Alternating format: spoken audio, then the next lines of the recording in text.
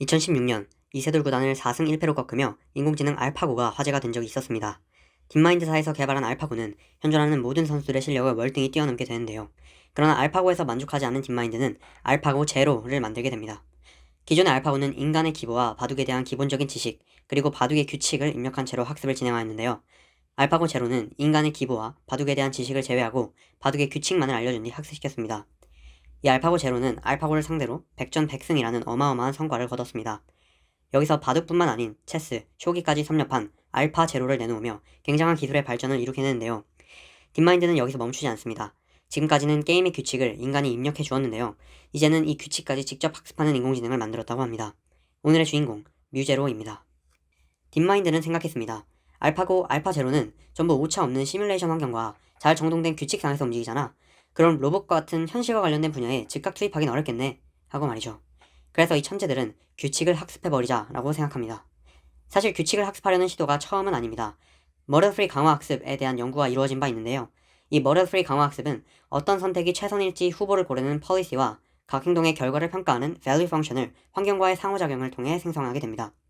그러나 이 머리프리 강화학습에는 치명적인 단점이 하나 있었습니다. 조금 덜 정확하더라도 빠른 직관이 필요한 아타리 게임에는 적합했지만 한 수 한 수 정확한 판단이 필요한 바둑, 체스, 쇼기 같은 분야에는 월등히 낮은 실력을 보여줬다는 거죠. 그리하여 빠르고 정확한 직관을 가진 머리프리 강화학습 뮤제로가 등장하게 됩니다. 그럼 뮤제로가 어떻게 작동하는지 알아보죠. 우선 현재 보드판의 상황을 representation function, 표현함수 h를 통해 초기 상태를 의미하는 s0로 나타냅니다. 이후 이 s0의 상태로부터 정책과 평가함수를 예측함수 f를 통해 이끌어냅니다. 그럼 그 S0로부터 각 액션에 대한 트리가 생기게 되는데 이를 몬테카를로 트리 서치를 이용해 숨겨진 상태인 나를 이끌어냅니다. 이 그림을 보시면 변화함수 g에 의해 각 액션에 대한 트리가 생기는 걸 볼 수 있죠. 그리고 그 트리에 의해 알아낸 각 트리 궤적을 평가함수 파일을 이용해 리워드를 극대화할 수 있는 선택지를 선택하고 환경에 반영하고 관측합니다. 여기서 환경은 바둑이라면 바둑판, 아타리 게임이라면 게임 스크린이 되겠죠. 이렇게 선택지를 반영하고 환경을 관측하여 새로운 상태 OT+1을 얻었다면 그를 통해 다시 새로운 정책 함수와 리워드 함수를 알아내게 됩니다. 근데 여기서 뮤제로와 알파제로의 차이점이 나타나게 되는데 뮤제로는 계속해서 리워드 함수를 바꿉니다.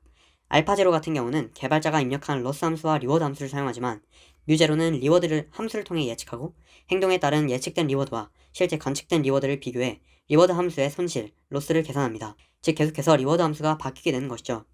잠깐 보고 넘어가자면 이렇게 계산된 여러 손실들을 총합해 계산하는 뮤제로의 손실 함수는 이렇게 생겼습니다. 리워드에서 계산된 손실 LR, value에서 계산된 손실 LV, policy에서 계산된 손실인 LP를 함께 사용하여 손실을 계산하는 걸 알 수 있죠. 이렇게 만들어진 뮤제로는 순간적인 판단력이 필요한 비디오 게임부터 장고를 통한 정확한 통찰이 필요한 체스, 바둑과 같은 보드게임까지 모두 섭렵하는 데 성공합니다. 이 그림은 체스, 쇼기, 바둑, 아타리 게임에 대해 뮤제로의 학습 진행률을 그래프로 나타낸 건데요. 주황색 선은 알파 제로의 실력을 나타냅니다. 체스와 쇼기는 알파 제로급 실력에 도달했고 바둑, 특히 아타리 게임의 경우에는 알파 제로를 추월한 것을 알 수 있죠. 하지만 아직 뮤 제로로도 정복하지 못한 영역이 있는데 바로 장기 계획과 호기심을 활용한 게임입니다. 이 표는 각각의 아타리 게임과 인간에 비한 그 성취도를 나타낸 표인데요. 기존의 알고리즘은 R2D2도 인간보다 뒤처졌지만 뮤 제로는 아예 0점을 달성한 몬테주마 리벤지라는 게임이 있습니다. 이 게임은 각각의 방들을 돌아다니며 열쇠와 보물을 모아 점수를 획득하는 방식의 게임인데요. 이런 장기 계획과 호기심을 함수로서 나타낼 방법이 없었기에 점수가 낮게 나올 수밖에 없었다고 합니다. 지금까지 딥마인드의 새로운 야심작 뮤제로에 대해 알아봤습니다. 아직 한계점이 있긴 하지만 지금까지 나온 그 어떤 인공지능보다 아타리 게임에 대한 달성도가 높았고 바둑이라는 굉장히 다양한 경우의 수가 있는 게임에 대해서도 최고의 실력을 달성했다는 데 있어서 의의가 있다고 보입니다.